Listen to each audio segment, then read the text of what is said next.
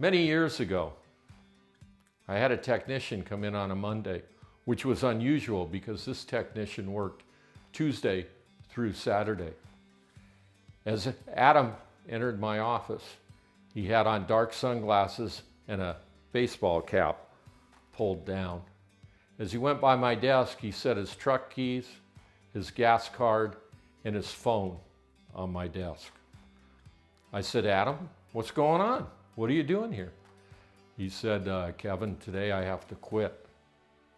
I go, "Why? What in the world?" He says, "Well, if I don't quit, you're going to fire me, so I just as soon quit, so when I look for another job, I can say I quit." I said, "Well, Adam, why don't you sit down and tell me what's going on?"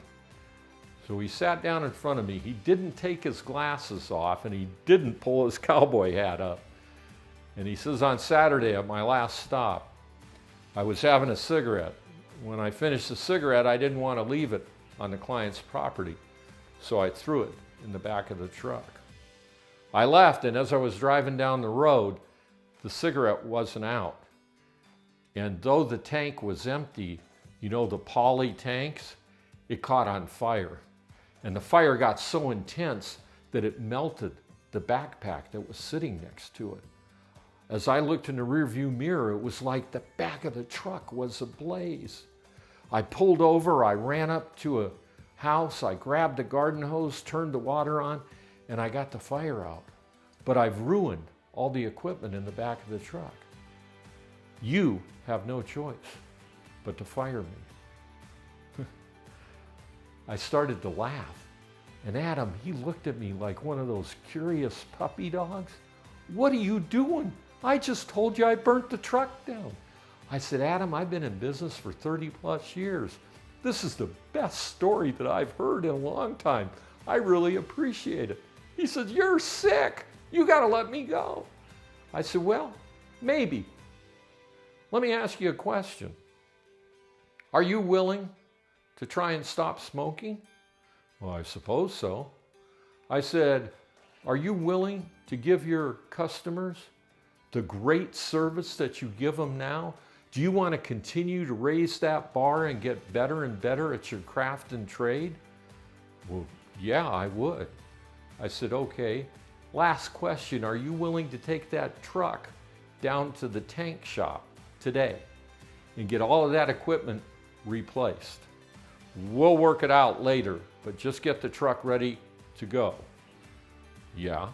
I said, "Then why don't you pick your phone, gas card, and keys up and get out of here before anybody else sees your truck. This will just be your and my little secret." Oh. As he started to collect his belongings, he said, "You know, I just can't believe that you'd do this for me."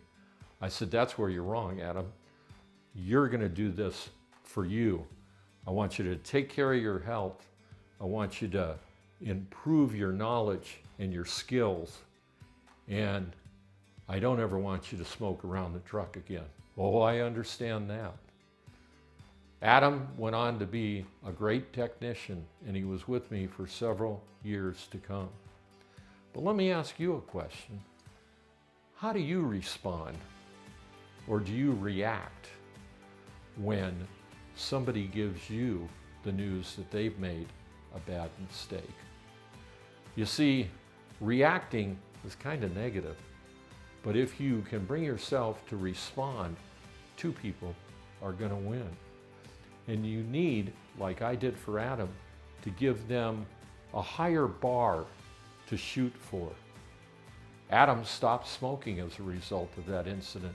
That's something that's going to last him the rest of his life. His clients loved him. And though he's not with my firm anymore, Adam and I were together for about 8 years. And it really was a mutually beneficial relationship. So, when somebody delivers news that they've made a bad mistake or a bad choice, think about it for a second and then try responding. Set the bar higher for them, because it is so much easier to drag people down rather than trying to lift them up. But when you lift them up, you know, it's the laws of nature. As you lift them up, you're going to be lifting yourself up. And there's going to be two winners in the equation. Do this and see how it works for you.